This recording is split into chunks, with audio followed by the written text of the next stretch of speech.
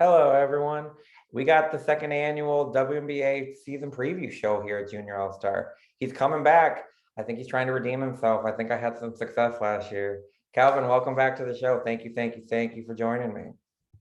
Hey, appreciate you having me, Eric. You're right. I have to redeem myself because I don't know how many things we picked last year. Obviously, we picked the finals winner. I don't know how many awards we picked. I'm pretty sure I was 0 for all of them. I didn't even go back and look.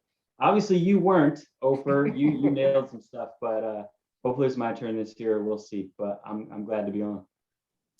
You're with Her Hoop Stats, the numbers guy. I think you said you like numbers, so people that like the numbers, the stats, the bets, they're coming your way because don't come me to anything with numbers. I'll talk and I'll tell you opinions. Don't ask me for numbers whatsoever. To kind of kick off the show, Calvin, what are you excited about with this year? Like, what's some of the maybe the biggest storylines you see coming in that makes people excited for this season? Yeah, well, number one, it's our first quote normal season in like 3 years because we had the COVID bubble, and then last year, I mean, it was sort of normal. COVID was still kind of a thing at the beginning, and then we had the Olympic break. So I don't know. This year, like when I was looking at the schedule the other day and I saw like the regular season ends in mid-August, I was like, wait a minute, is that when it usually ends? It's like, oh yeah, it does normally, but with the Olympic break last year, it ended later, and COVID bubble is totally different. So I kind of forgot. It's been 3 years since we had that rhythm of when the season starts and ends. So, that'll be nice. And just in terms of storyline, I mean, I think my biggest storyline in the league is going to be, there's a lot of new coaches, like Sandy Brondello moving, Becky Hammon coming in, and that's the one I'm focused on in particular because she is going to be so different than Bill Laimbeer. And Bill Laimbeer obviously had some success in the regular season. They won a lot of games. They didn't get over that hump and win a championship. Becky's going to bring a totally different style. They lost Liz Cambage. Will that hurt them? Will that not? I've heard different people say different things. So we can probably get into that a little bit more. But I'm really intrigued to see. I think the Aces have a wide range of outcomes. I like Becky Hammon, so I hope she does well. But I think that's a pretty big storyline. Mine is, I'm going to say, the farewell tour for multiple legends in the game. When you're looking at Bird, Taurasi, who although just today said she planned on playing for a while, I'll believe it when I see it. And then for sure, the one that's going to break my heart, Sylvia Fowles. You kind of are seeing some of these stars pass the torch to younger players. You're seeing the ones that built the groundwork, who kind of, the WNBA is what it is today because they sacrificed, they put in the blood, sweat, and tears into it. I'm curious to see, like, those three specifically, but other, how does the league give them their flowers? How does the league focus on them? What does the league do to kind of honor what they've done for the league, and kind of how do they go out? What energy do they play with? They talk about college, that senior, that nerve, not nerve, what would the word be, I guess, that extra motivation, like it's your end. And so what does Phil come with? Bird, if this is her last chance with, playing with Brianna Stewart in the league, what does she have? We know Diana's always revved up for the playoff. What's another extra motivated if she knows that it's the last one? What does that Diana look like? So that's kind of one of my main things to look at, is just how do those legends go out? Do they ride off into the sunset with titles? Do they not make the playoffs? They're still kicking. They all three seem like they could probably be up there for MVP fighting. So that's where I'm looking at. Yeah, and it's interesting. There really is. There's a lot of young stars coming up too. So really could see in the next couple of years sort of the changing of the guard in terms of kind of the faces of the league and just some of those top tier players. So I figure we'll kick it off with a bang. Let's do MVP. You want me to go first or you to go first? You're the guest. I'll let you choose. You go ahead and kick us off with this one. My MVP is going to be a similar storyline to from the college game, when kind of the story of Aaliyah Boston, seeing her that crying video over and over and over and over again. Asia Wilson was heartbroken last year with that loss. Devastated. We saw the video. Someone who was inconsolable. You added Becky Hammon in there, who I think is a more new age coach. Cambage left. And what I think is, I'm going with Asia for MVP. I think you have a coach who's going to focus more around her. You have the motivation of that was a heartbreaking loss. She never wants to feel that again. And B, with Cam Beige out, that paint is free. When you have a free when you have a free paint for Asia Wilson to be crafty in, I don't know a matchup one-on-one that's going to stop her unless she stops herself. So I think Asia Wilson is going to take it to another level. I think she's going to ascend. I mean, she's already been an MVP. I think she's going to ascend up to top tier, top 1 or 2 players in this league this year. Becky, I think, will allow her to be more of an outside threat, and that also gives her room for the spins, the dribbles, the everything. I'm doubling down on Asia Wilson for MVP this year. It's funny you bring up that narrative of the Leah Boston comparison, because I actually, in my notes right here on the screen, had that exact same narrative. I'm not going with Asia for MVP, although I think she's a really, really good candidate. I'd probably have her number 2. In a different section, which we're going to get to, so I'm just going to leave it there as a tease.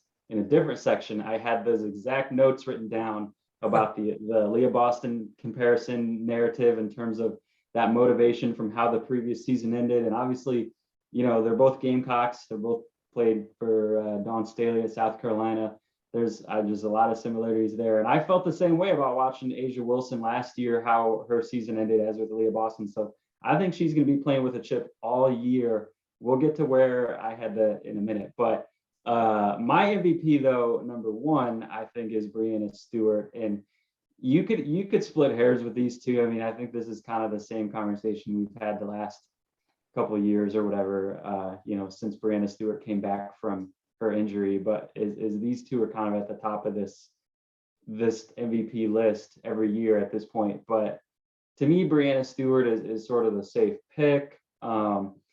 It's, I don't know, Jonquel Jones should be in the conversation too, but I think voter fatigue is going to make it hard for her to repeat. It's really, really hard to repeat as MVP, even if you're just as good. And her volume is going to go down a little bit with Alyssa Thomas back. I would consider Elena Deladon if I knew she was going to play like 33, 34 games. If you just told me right now, guaranteed she's going to play at least 90% of games, I'd at least throw her in the top 5 in the mix, but you can't guarantee that at this point with her. So in my opinion, like Stewie, she just wins everything. She wins, you know, last year, I think when the Storm lost in the playoffs was the first time Breanna Stewart hadn't won something that she had participated in what, like 3 years. When you talk about overseas, you talk about even like the Commissioner's Cup, random stuff that like a lot of people don't care about, she just wins it. So that she participated in, because obviously she was hurt here, the Storm didn't win. So I don't know. Breanna Stewart, it's almost 1A and 1B. I would say Breanna Stewart 1A, Asia Wilson 1B, and then some of those other names maybe trailing behind them a little bit. And kind of going off what you talked about earlier, or what we talked about with the, you know, with Bird, if it's her last year, how does Stewart, you know, Stewart's level at the high, like her teammates, these are players that their teammates want to play for. They're not wanting to let them drop without a game. They're not wanting Bird to go without a loss, Taurasi without a loss. I still say we put Phoenix versus Seattle. Bird versus Taurasi just seems right with one of them ending the other one's career. It just seems right in my view, mostly because I don't want to face either one of those teams with those players' kind of careers on the line. But I think, you know, that's another thing. If Stewart's at that level, she's going to do everything in her power, for her to win it for the Storm coming back, B, to make sure that Bird goes out with a champion. And that would then put Bird at the top of the championship mountain in the WNBA of 6. Because right now she's up there, or no, she's at 4. She'd put her up there with Brunson. She'd get on the top of the mountain with Brunson, who I think played for the Minnesota Lynx. I'm not sure on that, but leader of the championship, she can get up there with them. So I like your pick. I will say Stewart was my next one in line, because it was like you said, her and Asia, they're up. Those are the 2 rising stars that you can count on season after season if they're healthy. There's not much to do to stop them. I will also throw a caveat. Nafisa Collier, she was not pregnant, would be my pick for MVP. Because if there was going to be anyone who would defend them, I think she's probably one of the few players who have the capability to defend both of them productively. Not stop them, but she at least can make life pretty hard for them, I feel. Well, I'll say as a non-Lynx fan who's less biased than you, that I 100% agree with the Nafisa Collier take. And obviously she's not going to win it this year. She's not going to play enough if she plays at all. But we were talking the other day about, maybe you could tell your story if you want about getting her signature or whatever, but about how she's going to win an MVP at some point in her career. And that's absolutely true. I would bet a lot of money on Nafisa Collier winning an MVP by the time her career is all said and done. Who knows whether it'll be 2023 or 2025, but she's going to be in the mix, no doubt. Yeah, quick story. I mean, for everyone, put the timestamp down. I have a jersey signed by Nafisa Collier, and she signed it M-V-Phee. That was in 2001 or 2021. When she gets that MVP, I called it in 2021. She'd get an MVP. So I got that jersey saved with saying M-V-Phee. So I agree with you. She's going to win it one of these years. Unfortunately, feel not like this year. you should make sure though you tell them that you asked her to sign it that way. She didn't sign it that way on her own, because Nafisa is also a little bit too humble for that. That was all you. Oh, for the fans, anyone that's watching, Nafisa's response was, "I haven't won one yet," and I didn't care. I pushed forward. I'm like, "You will," and she was like, "Okay." So she asked me what I wanted to put. I wanted M-V-Phee because I'm that confident in her. But they're award number one. We split on that. We'll see if we match or maybe we keep splitting all the way. What's the next award you want to go to? Let's go to Rookie of the Year, because I don't think we're gonna split on this one. I may be wrong. I don't know who you're gonna pick, but based on our conversation the other day, I think we might agree here. I'm going with NaLyssa Smith. If I had the number one pick, I would have taken NaLyssa Smith. I think, like I said, we talked the other day. I think we both like her better than Ryan Howard. I do love Ryan Howard's skill set, and I just think she's very skilled. Obviously, she's an elite shooter and really can bring a lot on the defensive end when she wants to. I know some people question her motor and some don't, and I've heard some people kind of push back on me on this, which is fine. But I mean, I've seen her miss box outs. I've seen her not get back in transition. I think there's times when it looks like Ryan Howard's kind of tanking for Ryan Howard. And then there's times when she goes supernova. And to me, NaLyssa Smith is consistent, 40 minutes, all out. Just, she's going to give you everything she has. And she's also pro ready and as talented as Ryan Howard in a different way. She's not the same shooter as Ryan Howard, but in terms of what she can do in the paint, what she can do on the boards, I think she's going to be a huge asset right away, and she's going to contribute immediately. So I'm going with NaLyssa Smith for Rookie of the Year. We will go ahead and agree on this. A lot of what you said, I think it's NaLyssa Smith. And the reason I'll say is, a lot of times team success, I don't think with Rookie of the Year plays as big of a role as it does with other awards. I think because when you're a high pick, typically you are going to team kind of in rebuild on the down.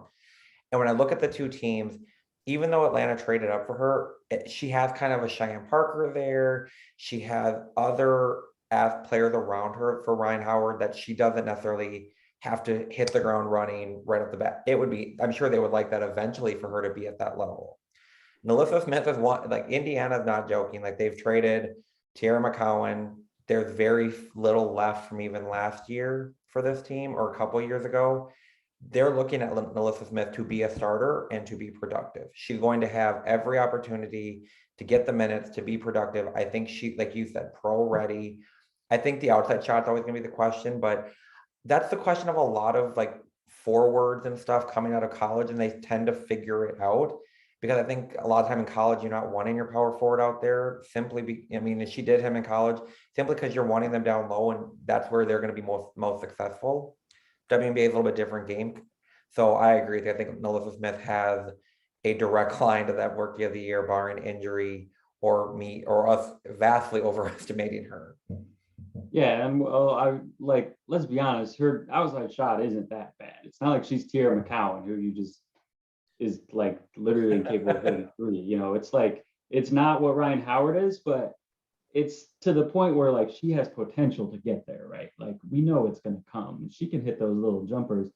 But I like what you said. I mean, in terms of team success, yeah, if anything, with MVP, team success matters. With a lot of these other awards, with Rookie of the Year, it almost feels like the opposite sometimes. Not that people are going to vote for you a Rookie of the Year just because your team was bad, but if you are on a bad team, like you said, you have more of an opportunity to put up those numbers and to be a focal point.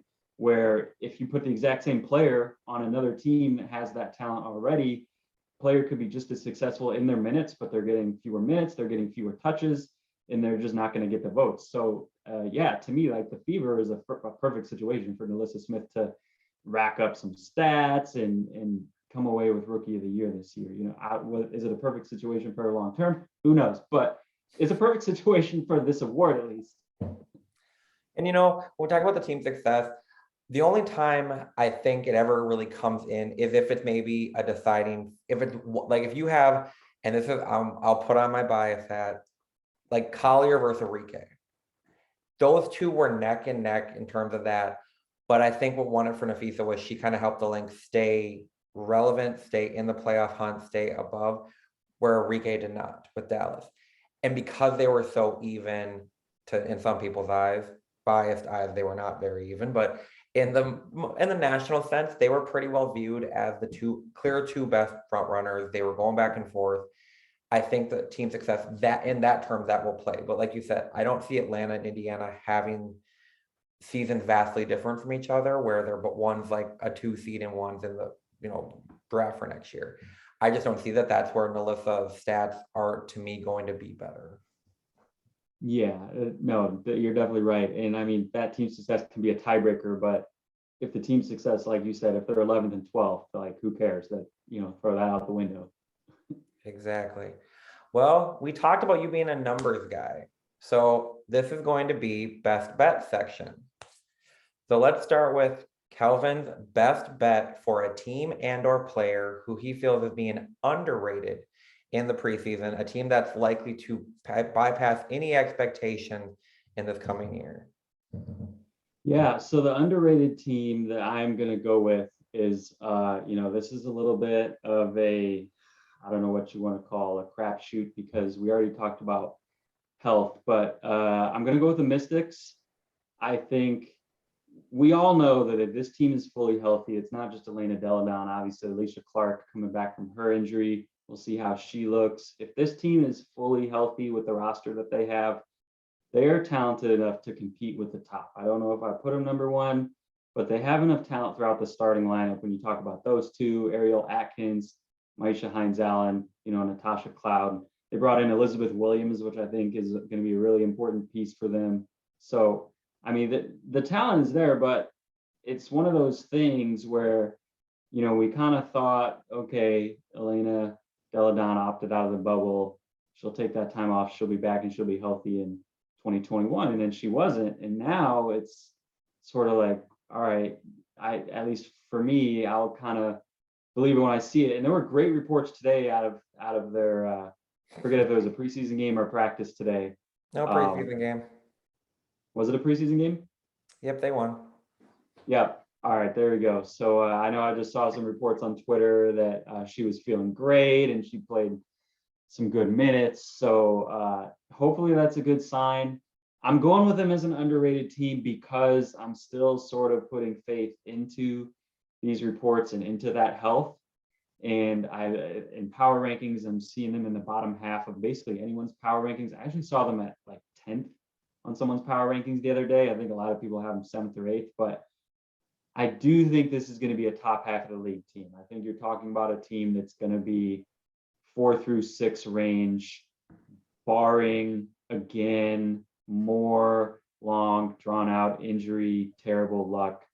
And so to me, the Mystics are probably not getting enough love, although they also have a really low floor. You could have more injuries again and they could miss the playoffs again like last year, who knows? But to me, this is a team that maybe isn't being picked quite where they should be in terms of like their average outcome. I will stick with towards the East, and I know some people have higher expectations of them. I might be higher, maybe going on a limb here. I think New York is being vastly underestimated in terms of, to me, they could be a top 3 or 4 seed because you are now adding a veteran coach. You're adding someone who's kind of not going to leave them out on an island when things go a little wild. Sandy was able to beat New York in that playoff game where New York literally had seconds away from getting Phoenix. They could have upended the finals right then and there. I think Sabrina's starting to come into hers. Benai Jelani, kind of skyrocketed last year. But I think a big thing is Stephanie Dolson, because we saw how huge she was for Chicago. When you are pulling Sylvia, Cambage, hopefully Griner plays this year, McCowan, when you're pulling them away and you have to defend her. She can pick and pop and she's going to hit that top of the key almost every time.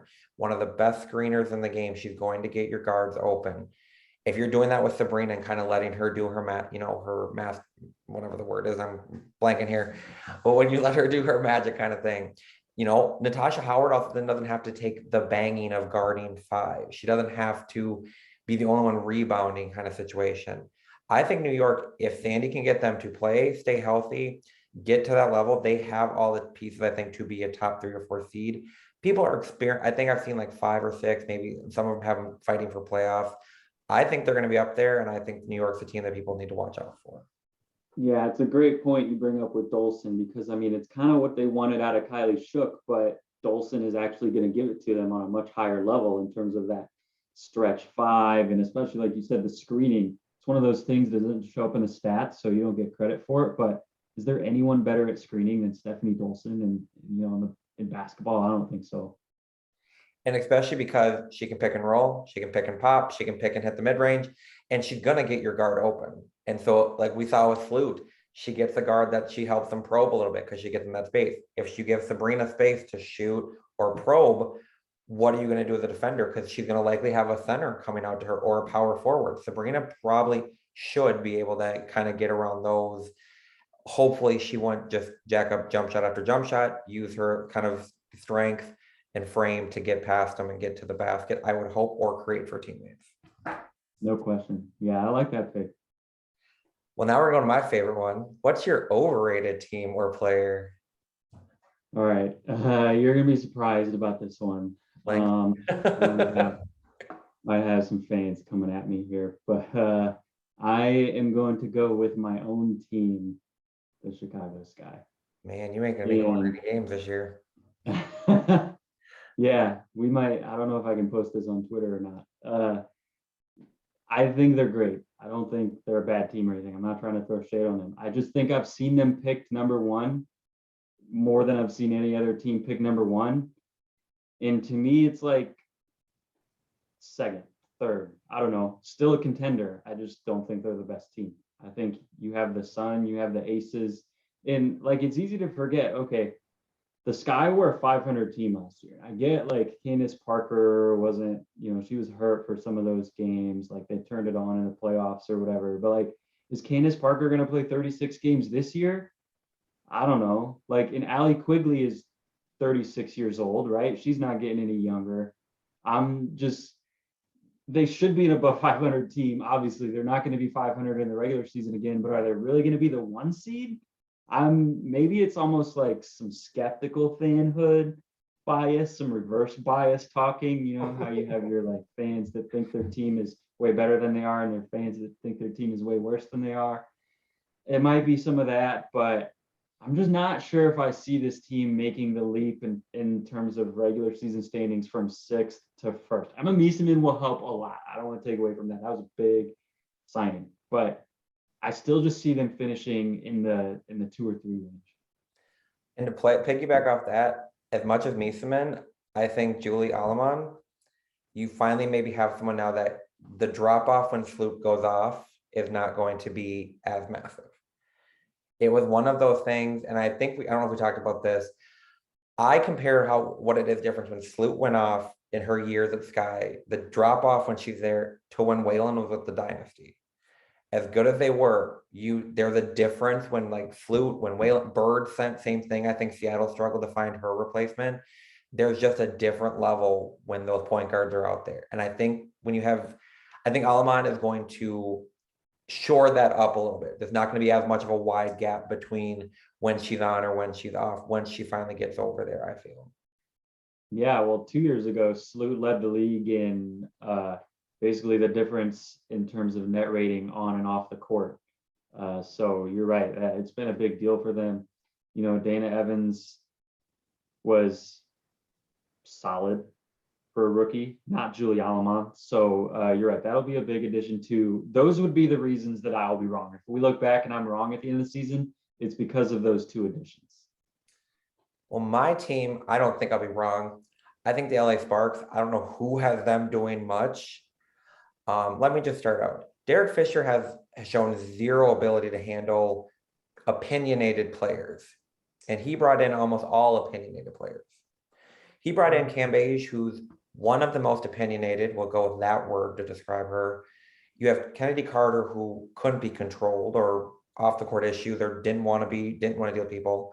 So you're adding those two personalities to a coach that had no ability to control anyone.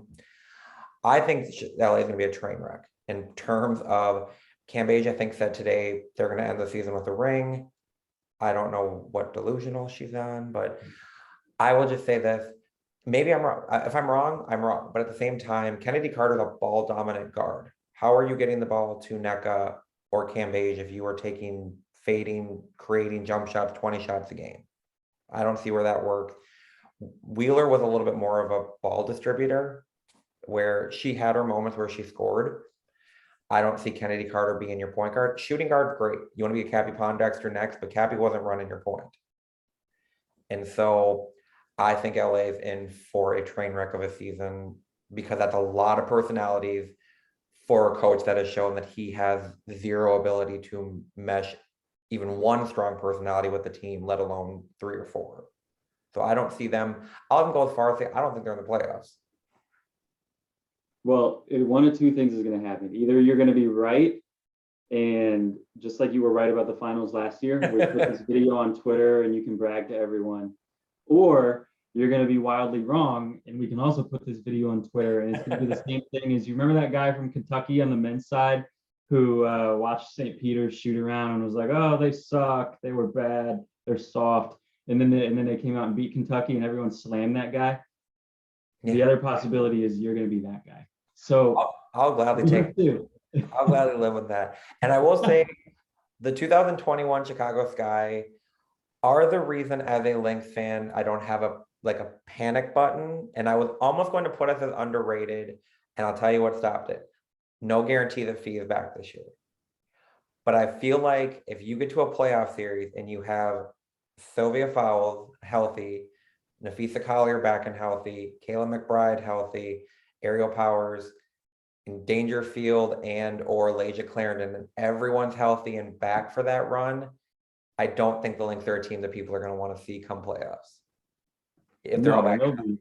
They'll be very underseeded at that point too, because they will have had to, they'll probably take some lumps early in the season without those players, and that'll affect their record, and they'll be a 6 seed playing like a 3 seed or something. So you're right. That'll be a team that you don't, if that happens, not the team you want to see on the opposite side of the bracket. Oh, and Angel McCautry. If she's back to if she's anywhere near the form she was in the bubble, I think we're in business come playoff. But the Chicago Sky kind of gave people the blueprint. You just got to get in.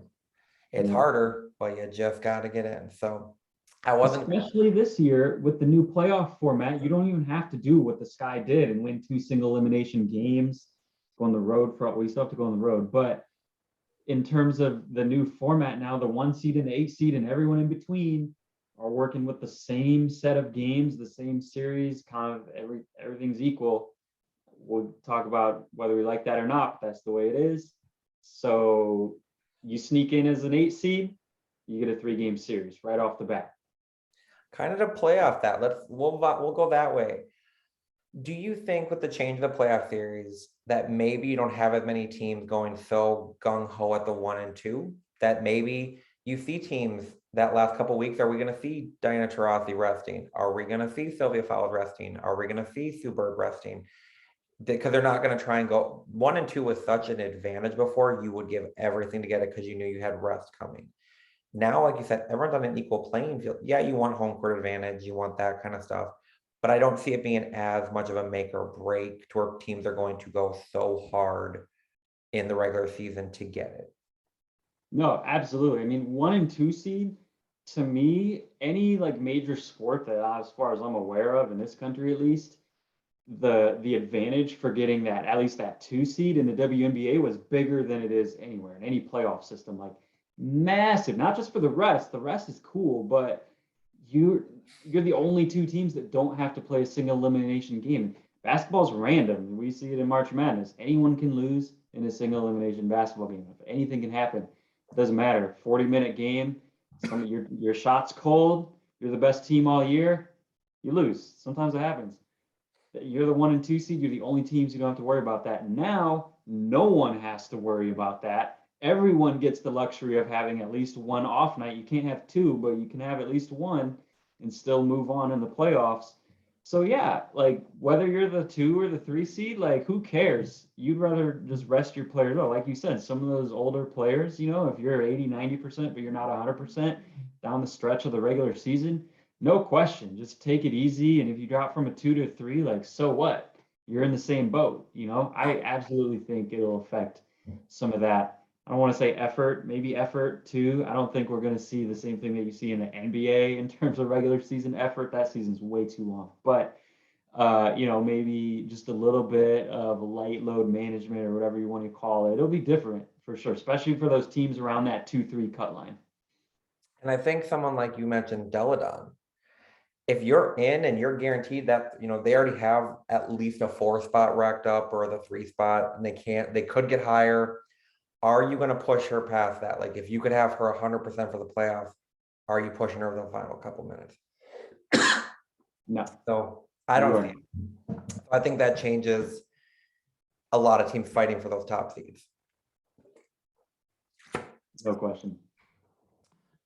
So we talked about now, who are some players that you see prepared for breakout season, a Betnijah Laney-like season, something like that?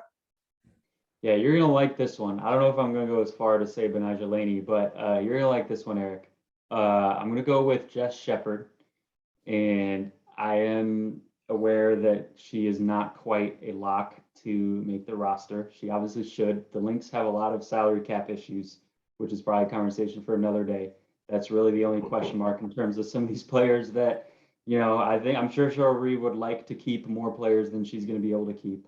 And who knows, maybe they resign some later on in the year when the salary is less because it's prorated and all of that. But assuming just Shepard does make the roster, and assuming Nafisa Collier is not coming back anytime soon, I think she's going to have a real opportunity to step in and do some things to help the team out. She's not going to be an MVP like Nafisa Collier. She's not going to replace her at that level. But we've seen a lot of flashes of what Jess Shepard can do, and I think when if the minutes are there and the floor time is there, the touches are there, like I think she's going to surprise a lot of people this year.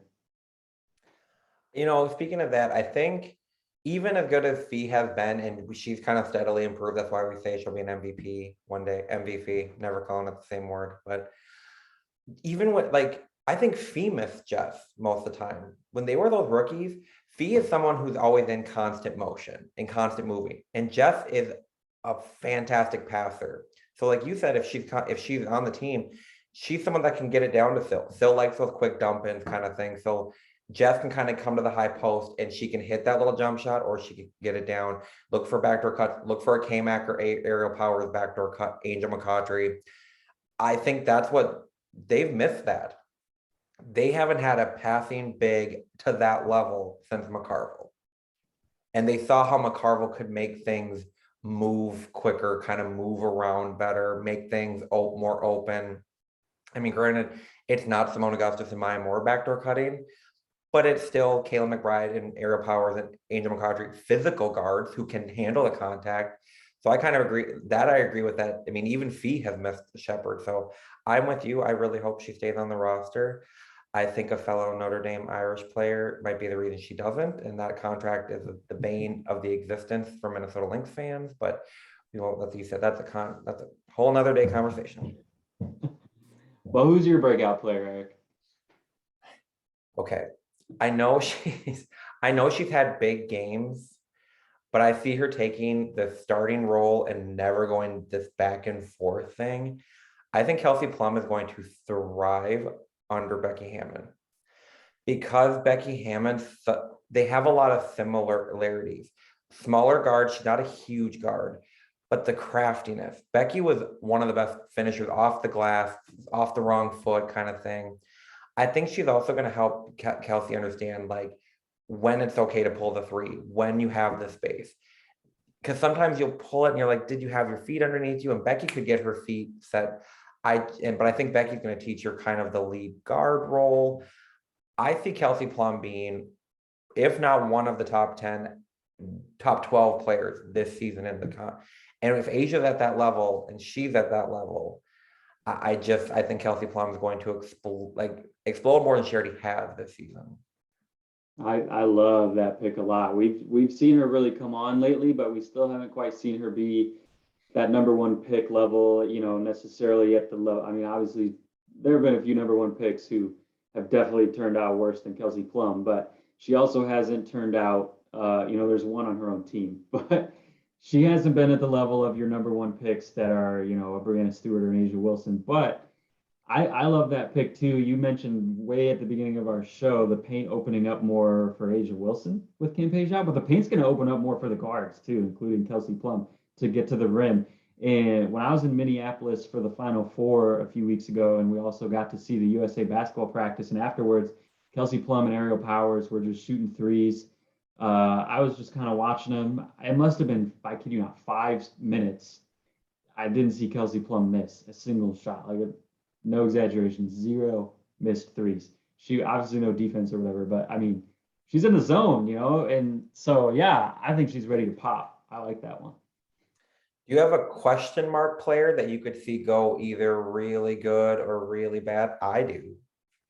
Well, why don't you start then? You start. I'll think about mine. I'm not sure if I do or not. I'm going to say Tina Charles. And some of it's kind of her own history, and some of it's kind of stuff. Once again, the Griner situation is going to, I think, loom over the WNBA until it's solved. Hopefully it's resolved very, very, very soon.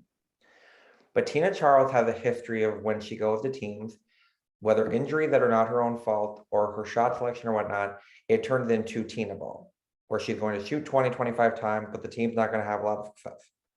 It's happened in New York towards the end of her career in Connecticut. It happened a little bit last year in Washington, in Phoenix, I mean, and this is not meant to any disrespect to Tina's an MVP and stuff like that. People know where the ball should go when it comes to crunch time. I mean, I would never in my life have the guts to take a shot knowing she's on the court. I'd be terrified to walk back to the locker room. So I think Tina's also now going to have to likely what she didn't want to do, at least to start the year, play the 5. And the reason she wanted Phoenix because they had a 5, she could be her 4, and that's what kind of made her. So I think kind of without her own, something that's out of her control, she's going to likely play a lot of the 5. Maybe Turner goes down there, but Tina, I think, has the more strength to defend the 5s at least. It could go one of two ways. She could very well be a great piece for them, a shooting big to go with Taurasi, Skylar when Kia Nurse comes back.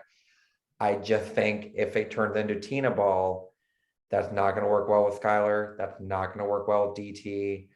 It could go one of two ways if I have a question mark player that I'm watching. All right, so I've been thinking about it while you've been talking. That's an interesting one, especially without Brittany Griner. I have a question mark on your team, and like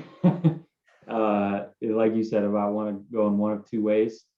She could be all-star, high-level all-star, or she could just be a total flop, and that is Angel McCoughtry, because I think when you think about a lot of the different factors that play into basically a player being an unknown, age, check.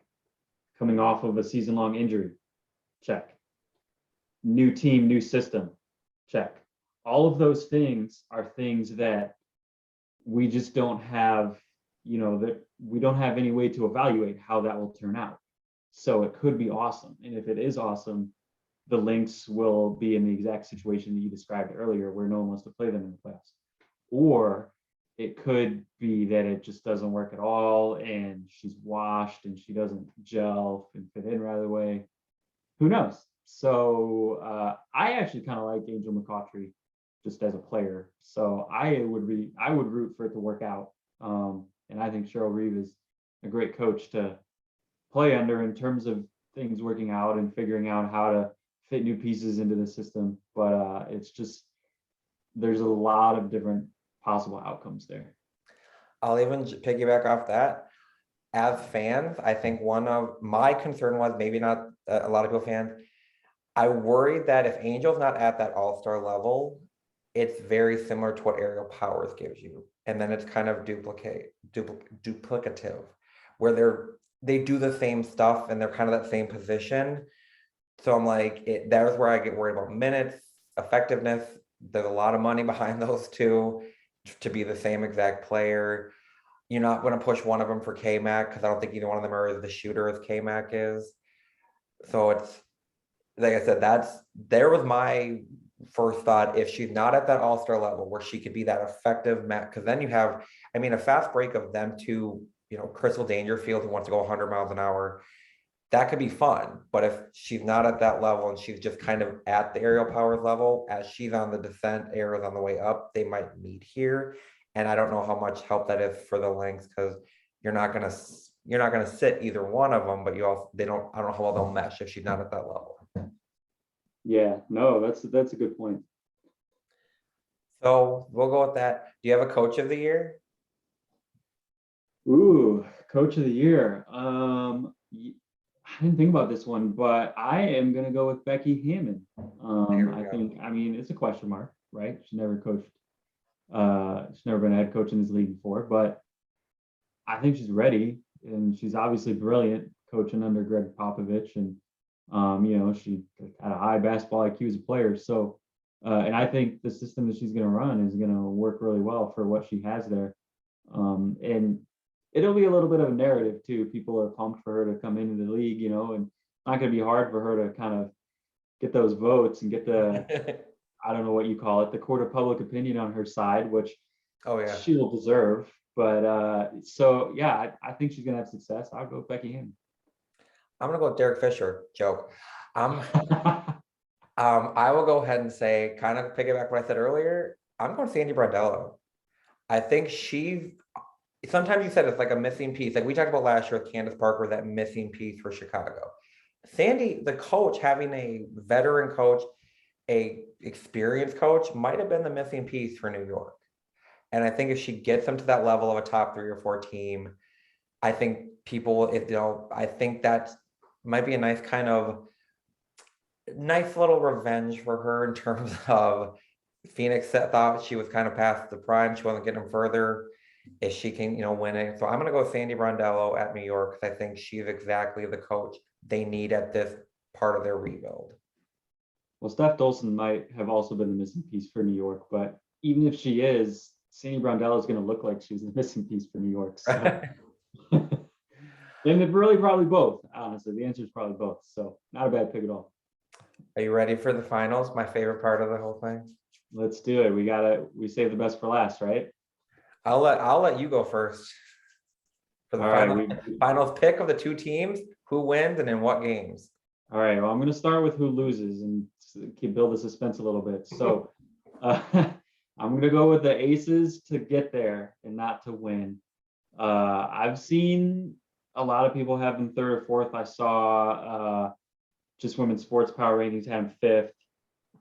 I would have them 2nd right now. I'm a little bit higher on them. I think maybe some people are, which is why I have Becky Hammon as Coach of the Year. And this is the section where I wrote down the notes about Asia Wilson and the Aaliyah Boston stuff and all of that, which is like kind of cheating because I don't actually have them winning it. So it's not the same. But I still have them making a really deep run, and I have it in 5 games. So I have them coming within a game, maybe within a minute of the championship. Who knows? The team I have winning it, I'm going to go with the Connecticut Sun. Apologies to the Sky. I'm going to put them number 3 in my rankings. I'm going to give the Connecticut Sun all of the respect with a capital C and a capital T on the end that they so desperately crave on social media, because you look at this roster, you look at this starting lineup. This is the 3rd year they've had the big 3 in the front court under contract. This is the 1st year that they will have all 3 of those on the court all season, barring another injury, knock on wood.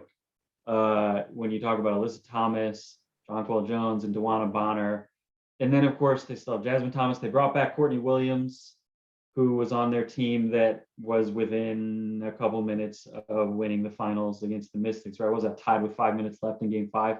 So it's basically what this starting lineup is basically that team that was right there, but replace Shakina Strickland with Dewana Bonner. That's the starting lineup. Mhm. No disrespect to Shakina Strickland, that's an upgrade, right? And then because they've had those injuries the last couple of years, and they really haven't had this like full complement of players from the start of the season, you've seen some of those other players get opportunities to develop. And so Brianna Jones, who she is now, is totally different than who she was when they made that finals run a couple of years ago, because she got that opportunity in the core, right? Same with some of their other players coming off the bench. And so I mean, it's not a deep team. I don't think it has to be, but I think it's the most talented team. It's a scary front court, and Kurt Miller is also an excellent coach. So I'm going with the Connecticut Sun finally getting over that hump. They've been close. I think they're finally going to get over that hump and take home a chip. Speaking of Asia, just a quick brief story. You were at the Final Four for her hoop stats. Got it right. Did you see her after they won, legit just jumped down, not wait for stairs, just jumped down? I was at Target Center. I'm like, that's Yeah, a I long was like, jump. I was actually probably 5 feet away. She did not wait for security. She did not care. And so we have one team in the finals together.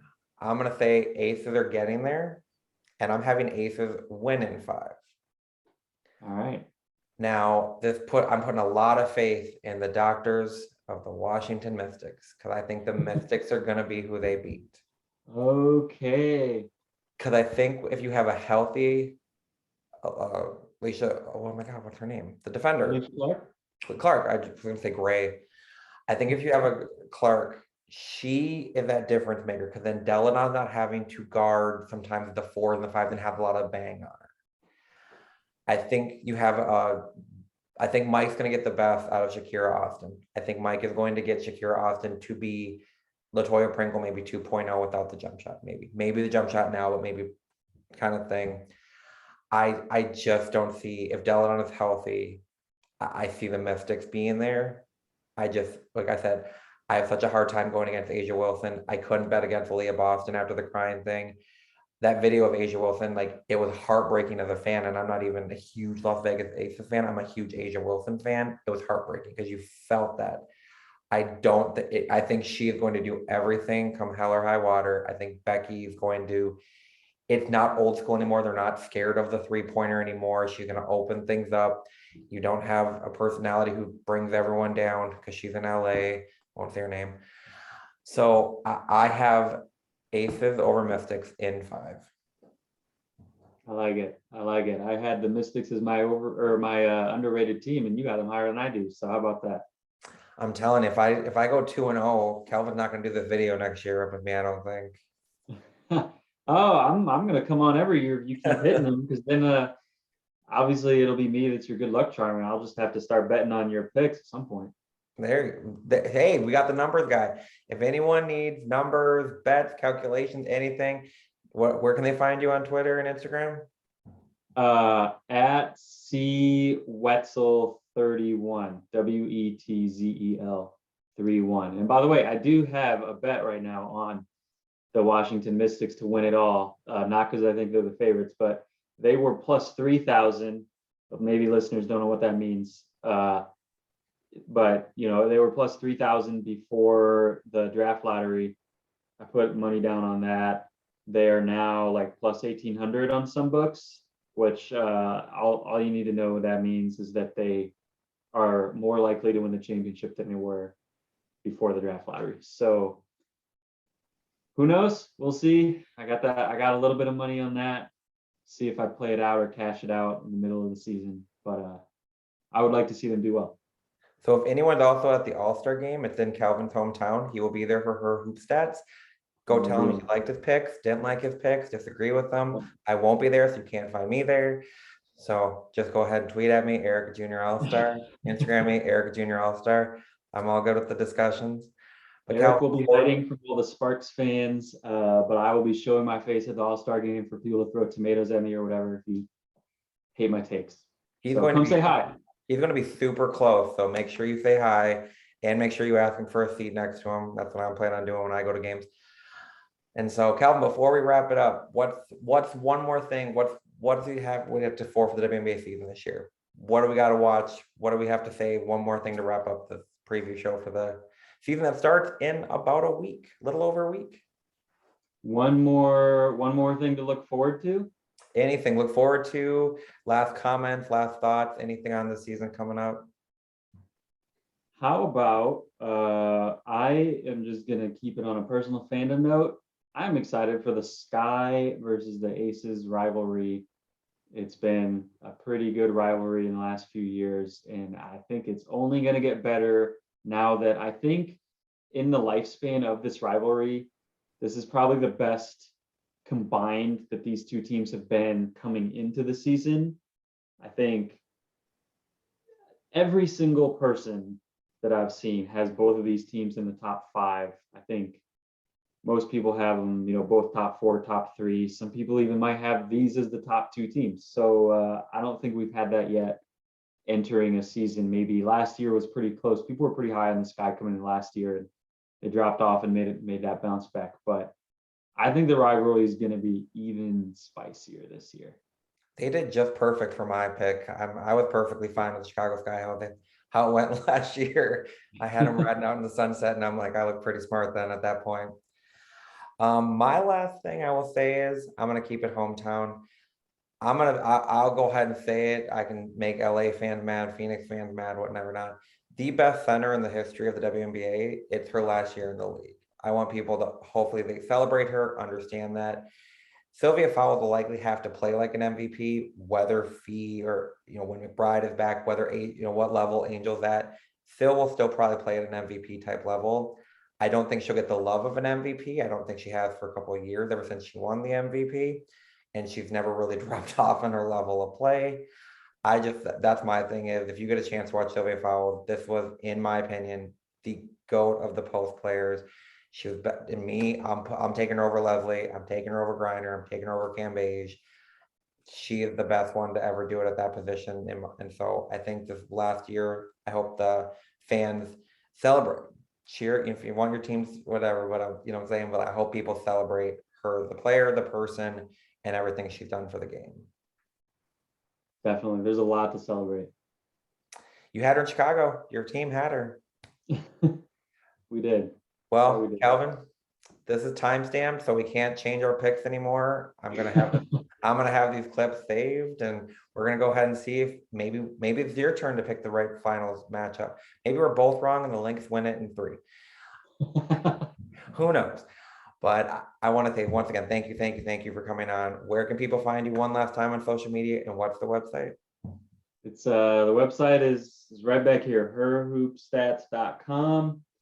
And their Twitter is also just at herhoopstats, Instagram, whatever, YouTube, all that stuff.